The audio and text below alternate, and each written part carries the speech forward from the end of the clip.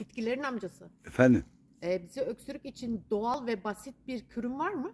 tam kış zamanı. Çocuklar için de çok iyi. Çocuklar Yapalım mı? için de tabii. Gel. Çok önemli. Gel.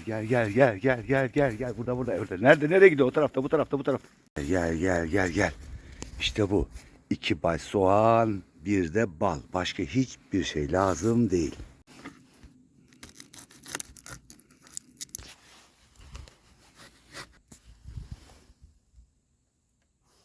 Soğanları ne yapacağız? Öncelikle ince doğramamız gerekiyor.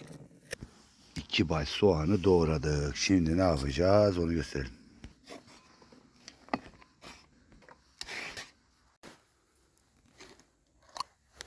Şimdi sıra balımızı koymakta. Küçük bir kaşıkla en az 6 kaşık koymam lazım.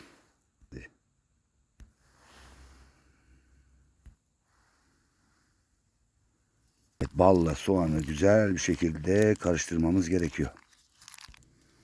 Yaptığımız bu karışım en az 8 saat boyunca dinlenmede kalması lazım.